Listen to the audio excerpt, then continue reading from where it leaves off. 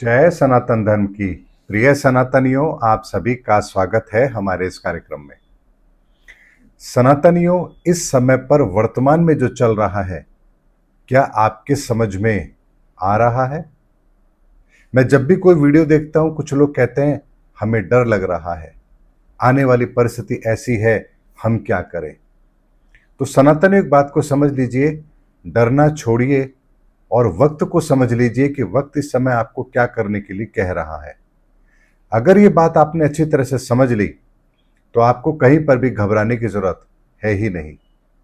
और आपके मन से डर को निकालने के लिए आज मैं आपके सामने वीडियो के माध्यम से वो बात रख रहा हूं जो आपको बेहतर तरीके से समझाने के लिए पर्याप्त है कि आखिर आपको करना क्या चाहिए। सनातनियों, बात करते हैं 2023 की। 2023 में मैंने एक आह्वान किया था, दिव्य शक्तियों का आह्वान। और पूरे वर्ष यानी कि 12 महीने मैंने दिव्य शक्तियों के आह्वान के लिए यज्ञ अनुष्ठान किया था और हजारों लोगों ने, लाखों लोगों ने उसमें भाग भी लिया था। और उस वक्त मेरा उद्देश्य केवल एक था कि वर्तमान के अंदर जो समय चल रहा है, यानी 2023 के अंदर जो समय आरंभ हो रहा है, वो बहुत ही विकट है। और इस परिस्थिति से बाहर निकलने के लिए हमें जो एक आंतरिक बल चाहिए, वो केवल और केवल दिव्य शक्तियों से ही मिल सकता है, ईश्वरीय व्यवस्था से ही मिल सकता है। और इसीलिए वो कार्यक्रम किया भी गया था। और 2023 चूंकि प्राकृतिक आपदाओं के लिए जाना जाएगा, ऐसा मेरा आकलन था। और इसीलिए प्राकृतिक आपदाओं से हमारी सुरक्षा के लिए मैंने वो आह्वान किया भी था। और निश्चित मानिए, उस 2023 के वर्ष के पश्चात जो उपलब्धियां हमारे लिए बनी हैं, मुझे जो व्यक्तिगत तौर पर ईश्वरीय व्यवस्था मिली है, इसका मैं आपके सामने शब्दों में वर्णन कर ही नहीं सकता। फिर 2024 की बात आती है। मैंने कहा था कि 2024 का साल हमें खून के आंसू रुलाएगा। इस बात की भी गंभीरता को समझे कि 2024 के अंदर आखिर ऐसा क्या हुआ जो हमें खून के आंसू रुलाएगा। तो एक बात की गंभीरता को समझ लीजिए, आपके सामने बात एक एक करके रख रहा हूं। 2023 के साल से ये परिवर्तन का दौर शुरू होता है पूरे विश्व के लिए, और दिसंबर 2025 तक ये परिवर्तन पूरा होता है। ये प्रक्रिया कुछ इस तरह की है। और मैंने कहा था कि 2023 के अंदर फाइनेंशियल तौर पर दुनिया के अंदर एक मंदी का दौर शुरू होगा। मिड 24 से भारत उसकी चपेट में आएगा और दिसंबर 2025 तक पूरी दुनिया उसके प्रभाव में आ चुकी होगी। अब इस बात के सिनेरियो को जरा समझिए। ईश्वर की तरफ से एक इतनी बड़ी व्यवस्था की गई है, इसका अंदाजा आप लगा ही नहीं सकते। लेकिन 2024 में दो बड़ी घटनाएं होती हैं। पहली घटना होती है कि भारत के अंदर किसी को भी उम्मीद नहीं थी कि भारत में ऐसी सरकार बनेगी जो बहुमत की सरकार ना हो। और जब आज हम इस चीज का आकलन करते हैं तो पिक्चर हमारे सामने है कि हमारी राजनीतिक मजबूरियां अब क्या हैं। ऐसे में अगले 5 साल यानी 2024 के मिड से अगले 5 साल भारत अलग तरह की परिस्थिति से जूझ रहा है। यहां तक की बात आपको समझ में आ गई तो आगे की बात समझ लीजिए। नवंबर के अंदर अमेरिका में चुनाव होते हैं और ट्रंप कहते हैं कि मैं यदि सत्ता में आया तो 2 दिन के अंदर लड़ाई समाप्त कर दूंगा। नवंबर के बाद में इलेक्शन होते हैं, ट्रंप जीतते हैं, जनवरी में सत्ता संभालते हैं। आज हम मई के एंड में खड़े हैं। क्या ट्रंप ने लड़ाई रोक दी? क्या लड़ाई रुक गई? क्या विश्व में शांति आ गई? बल्कि परिस्थितियां और विकट हो गई। ऐसे में 2025 के अंदर अब दुनिया ही आपस में इस तरह की चालों को चलना आरंभ कर चुकी है, जहां एक दूसरे को नुकसान पहुंचाने के अलावा कोई दूसरा विकल्प उन लोगों के सामने है ही नहीं। और इसमें एक आम जनता का कोई रोल नहीं है। अमेरिका भारत के साथ क्या नीति अपनाएगा, इसमें हम आम जनता क्या कर सकते हैं? भारत अमेरिका के साथ कौन सी कूटनीतिक चाल चलेगा, इसके अंदर अमेरिका की जनता क्या कर सकती है? वियतनाम संधि जो हमारी होने जा रही थी, उसमें ट्रंप ने अड़ंगा लगा दिया और वो संधि टूटने के कगार पर है। पाकिस्तान को वो सपोर्ट करके भारत के लिए एक नासूर पैदा कर रहा है। ऐसी बहुत सारी परिस्थितियां इस समय पर चल रही हैं जो इंसानी समझ से परे है कि आखिर ऐसा हो क्यों रहा है। अमेरिका को आखिर चाहिए क्या?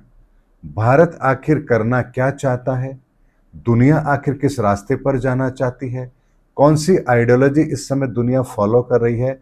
अगर आपके पास इसका कोई स्पष्ट उत्तर हो तो आप मुझे जरूर बताइए। दूसरी तरफ एक और ऐसी चीज है जो हो रही है लेकिन हमको पता नहीं है।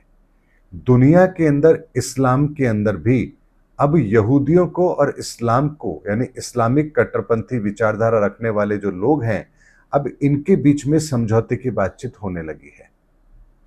यानी कुछ ऐसा अंदर ही अंदर पक रहा है जो दुनिया की नजर में आ ही नहीं रहा है।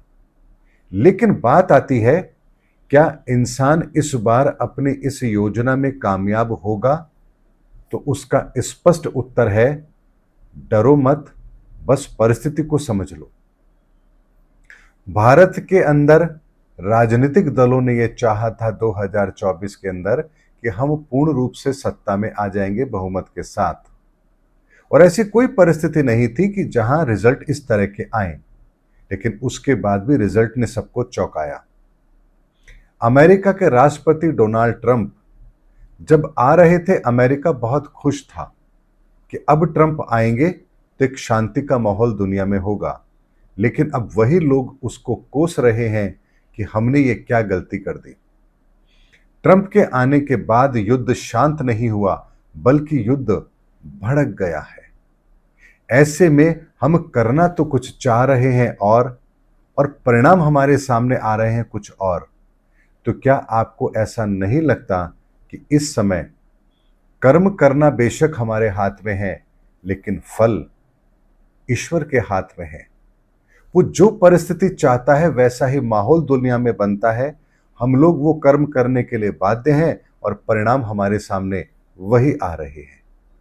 ऐसे में सनातनियों, डरना छोड़ दीजिए और एक बात को अच्छी तरह समझ लीजिए, 2023 के बाद इस दुनिया की बागडोर ईश्वरीय सत्ता के हाथ में है, ईश्वरीय ऊर्जा के हाथ में है, और ये बहुत बड़ा परिवर्तन है जो युगों में होने जा रहा है।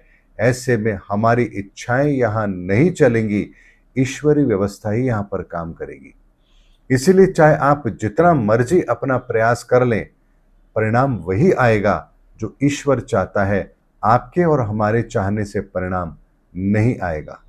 तो ऐसे में परिणाम तो दो ही आएंगे, या तो नकारात्मक होंगे या सकारात्मक होंगे।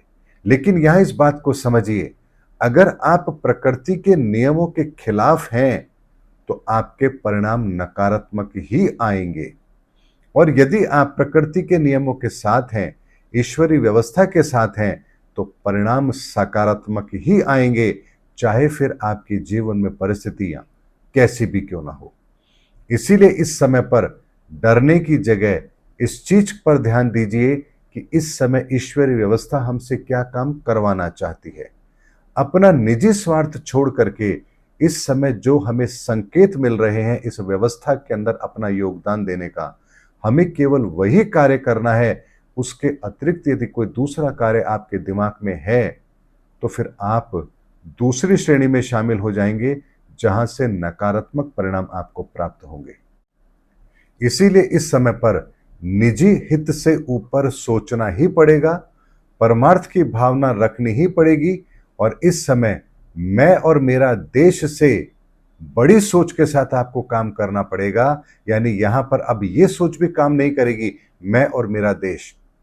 यहां आपको एक बात समझनी पड़ेगी, मैं और मेरा देश के साथ में अब आपको एक बात और इसमें शामिल करनी पड़ेगी, और वो है मैं और मेरा विश्व। यानी विश्व होगा तो हमारा देश होगा, हमारा देश होगा तो हमारा वजूद होगा, हमारा वजूद होगा तो सभ्यताएं और संस्कृति होंगी, और सभ्यताएं और संस्कृति होंगी तो ही मानव का हित होगा। इसीलिए इस समय पर जो भी कार्य हम करने जा रहे हैं, हमसे मतलब यहाँ पर सरकारें भी हैं, संगठन भी हैं, हम आम नागरिक भी हैं। यदि हमारी सोच के अंदर पूरे विश्व का कल्याण की भावना नहीं है तो निश्चित मानिए इस परिवर्तन के दौर में हम उस रास्ते का चयन करने जा रहे हैं जहां से हमें केवल और केवल नकारात्मक रिजल्ट ही मिलने वाले हैं। इसीलिए सनातनियों, इस बात को समझिए कि इस समय जो परिणाम हमारे सामने आ रहे हैं दुनिया के अंदर, वो विचित्र इसलिए हैं क्योंकि इसके पीछे एक बहुत बड़ी ईश्वरीय योजना है। उस योजना के बारे में मैं बहुत कुछ जानता हूं, लेकिन समय अभी नहीं आया है कि वो आपके सामने बात रखी जाए, क्योंकि हर बात हर व्यक्ति अपने स्तर पर लेता है और अभी बहुत लोग ऐसे हैं जिन्हें तो यही समझ नहीं आ रहा कि ये परिवर्तन युग परिवर्तन है। ऐसे में वो बातें आप लोगों के सामने रखना अभी जल्दबाजी होगा, लेकिन आपसे इतना ही कहूँगा, डरिए मत, समय को समझिए। समय आपसे बहुत बड़ा कार्य करवाना चाहता है। अपने आप को उस परिवर्तन के लिए तैयार कीजिए। ईश्वरीय व्यवस्थाएं आपके लिए की जा चुकी हैं। अब केवल और केवल आपको दृढ़ निश्चय लेकर के आगे बढ़ना है। उम्मीद करता हूं सनातनियों, मेरा वीडियो आपको ये समझाने के लिए पर्याप्त है कि वर्तमान के अंदर आपको क्या करना है, क्योंकि ये समय वैसा ही चल रहा है जैसा प्रहलाद के समय का समय था। यानी हिरण्यकश्यप दांव पे दांव चल रहा था। प्रहलाद के सामने संकट था, लेकिन प्रहलाद का एक ही विश्वास था और वो था अपने नारायण पर। तो प्रहलाद की हर समस्या का समाधान जरूर हुआ। ठीक इसी तरह से हम आम जनता इस समय प्रहलाद हैं, और जितने भी बड़े बड़े राष्ट्र और राष्ट्र अध्यक्ष और बड़े लोग हैं, ये इस समय हिरण्यकश्यप का काम कर रहे हैं, यानी उसका रोल निभा रहे हैं। वो दाव पे दाव चलते जा रहे हैं। हमें केवल ईश्वर से प्रार्थना करनी है, नारायण पर विश्वास रखना है, उनके हर दाव फेल जरूर होंगे। उम्मीद करता हूं सनातनियों, आपको आज का वीडियो ये समझाने के लिए पर्याप्त जरूर रहा है कि हमें करना क्या है और किस दिशा में आगे बढ़ना है। मिलेंगे अगले वीडियो के अंदर, तब तक के लिए जय सनातन धर्म की, जय धर्म युग की, जय सनातन विश्व।